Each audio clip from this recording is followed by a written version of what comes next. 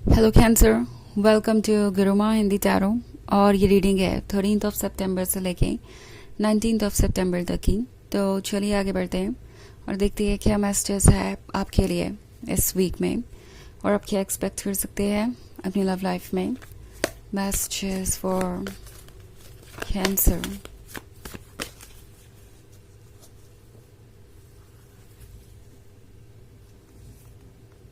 Seven of Earth, Page of Earth, Ace of Air, Fortune's Wheel, and Four of Air. Okay. So हमारे पास है Four of Air. Four of Air के होने का मतलब है कि आप अकेले हैं इस वक्त और यह अकेलापन आपको अच्छा तो नहीं लग रहा, बट आपके लिए बेनिफिशियल ज़रूर साबित होगा। फॉर्च्यून्स व्हील जब घूमेगा तब आपको समझ में आएगा कि आपके लिए ही रास्ता बन रहा था, क्योंकि एस ऑफ एयर का कार्ड है यहाँ पे। सो साइलेंस है। आई थिंक आप और आपका पर्सन बिल्कुल भी कम्युनिकेट नहीं कर रहे हैं, और कर भी रहे हैं तो बातें वैसे नहीं हो रही जैसे कि पहले हुआ करती थी। वैसा कुछ भी नहीं रह गया जैसे कि शुरुआत में था। एंड आप थोड़े पजल्ड हैं। आप सोच रहे हैं कि ऐसा क्यों हो रहा है और आपने ऐसा किया क्या है। ये पर्सन इतना साइलेंट क्यों है।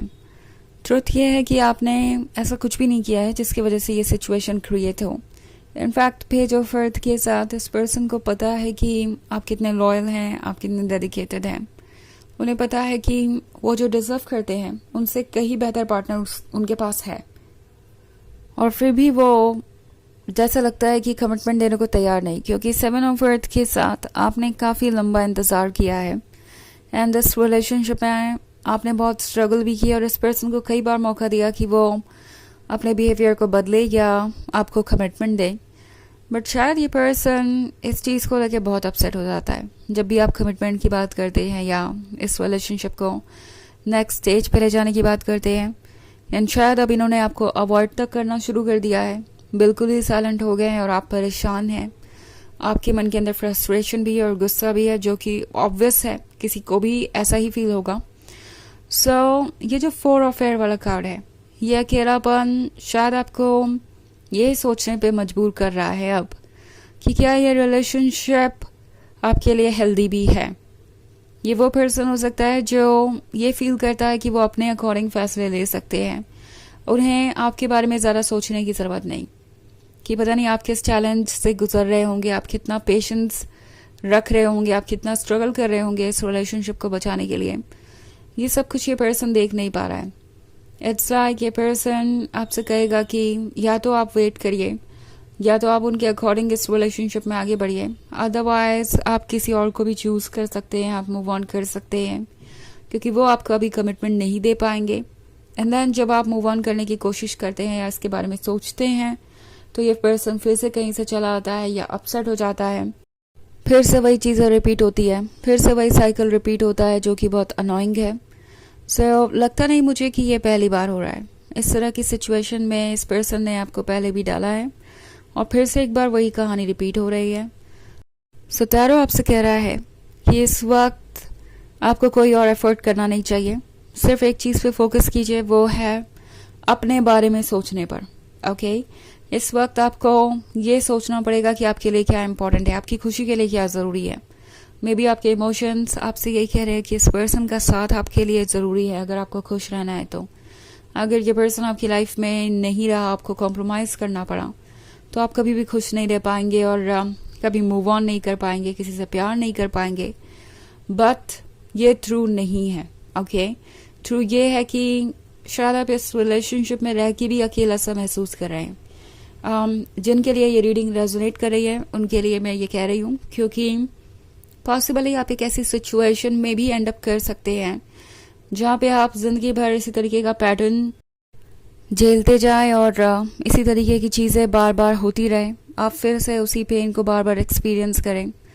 सो टैरो आपसे कह रहा है कि विजडम का यूज़ कीजिए और सोच समझ के फैसले लीजिए, क्योंकि शायद जो भी हो रहा है वो अच्छे के लिए ही हो रहा है। इनफैक्ट पक्का ये अच्छे के लिए ही हो रहा है। कोई भी चीज़ जो आपके लिए बेहतर है या आपके लिए अच्छी होगी। यूनिवर्स उसे आपसे दूर नहीं करने वाला। एंड अगर कुछ दूर गया है तो वो किसी वजह से ही गया है। ओके, कभी कभी कुछ चीज़ों को लेट गो करना ज़्यादा अच्छा होता है। ओके, और इस बार उनकी गलती को आप लेट गो ना करें तो ये ज़्यादा अच्छा होगा। एंड इसके बजाय अगर आप इस सिचुएशन को लेट गो करें कि ओके जाने दो, जो चीज़ें जैसे हो रही हैं होने दो, यूनिवर्स और टाइम अपने आप चीज़ों का हिसाब ठीक कर देगा, बैलेंस बराबर हो जाएगा, कार्मिक डेट पे होगा, तो आपके लिए चीज़ें ज़्यादा फेवरेबल होंगी। ओके, आपको और ज़्यादा एफर्ट करने की ज़रूरत नहीं है इस रिलेशनशिप को बचाने के लिए। अब तो वैसे भी आपको खुद को बचाने की ज़रूरत है, क्योंकि शायद ये पर्सन आपको चेंज कर रहा है, आपकी एनर्जी ड्रेन हो रही है और आप परेशान हैं उन चीज़ों के लिए जिनके लिए आपको परेशान होना नहीं चाहिए, जो आपने की नहीं और जो आप डिज़र्व भी नहीं करते। ओके, जिस तरीके का ट्रीटमेंट ये आपको दे रहे थे वो आप डिज़र्व भी नहीं करते। तो अब आपको खुद को इन चीज़ों से बचाना है, यही आपका टास्क है फ़िलहाल इस वीक में। हालांकि ये एक जनरल रीडिंग है तो ये सबसे रेजोनेट नहीं करेगी, एनर्जी रिवर्स हो सकती है अगर आप क्रॉस वॉचर हैं। इसके अलावा अगर आप पिछले वीक की रीडिंग देखना चाहें तो उसका लिंक आपको डिस्क्रिप्शन बॉक्स में मिल जाएगा हमेशा की तरह। तो चलिए आगे बढ़ते हैं और देखते हैं और क्या मैसेजेस है आपके लिए Cancer. Messages for Cancer, hermit, high priestess, the fool, the hierophant, 5 of water और 5 ऑफ फायर भी आ गया है साथ में। ओके, सो हाई प्रीस्टेस है। हाई प्रीस्टेस आपके इनर विजडम को दर्शाती है। आप जानते हैं कि ट्रुथ क्या है।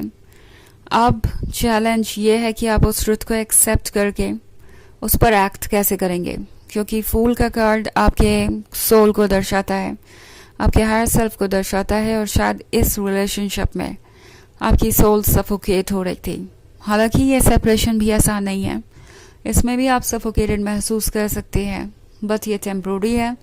मगर अगर आप एक ऐसे रिलेशनशिप में आ जाए जो आपके लिए अनहेल्दी है तो शायद ये पेन ज़िंदगी भर का भी हो सकता है।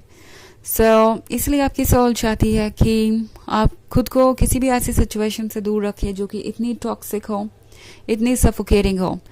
इनफैक्ट 5 ऑफ वाटर के साथ पॉसिबली आपको रिग्रेट ऑलरेडी इस बात का हो चुका है कि आपने इस पर्सन को क्यों चूज़ किया, क्योंकि आप पहले से ज़्यादा वाइज है कैंसर और ट्रुथ को देख पा रहे हैं।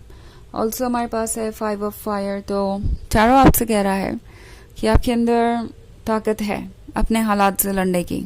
ओके, हालांकि ये कुछ ऐसा नहीं है जिससे आपको किसी एक पर्टिकुलर टाइम फ्रेम में ही करना है, कि आपको अपने हीलिंग प्रोसेस को पूरा करना है विद इन अ मंथ और विद इन अ वीक। ऐसा कोई टारगेट नहीं है, आप अपनी पेस पे चलिए और 5 ऑफ फायर के साथ यूनिवर्स आपको हिम्मत देगा आगे बढ़ने की। द हारोफेंट है तो आपकी सोल आपको सपोर्ट कर रही है और आपसे कह रही है कि चाहे इस वक्त जो भी हो रहा हो, ये आपका फ्यूचर नहीं है, ये आपकी डेस्टिनी नहीं है, इससे आपकी ज़िंदगी कहीं से भी डिसाइड नहीं होती। इस टेम्प्रोरी सिचुएशन को परमानेंट समझ के फैसले मत लीजिए। द हर्मिट के साथ आप फिलहाल कंटेम्पलेट कीजिए चीज़ों पे। आपके लिए अकेलापन अच्छा होगा, इससे आप ज़्यादा खुद पे फोकस कर पाएंगे और समझ पाएंगे कि क्या क्यों हो रहा है। ओके, चलिए देखते हैं आपके लिए ऑरेकल मैसेज क्या है।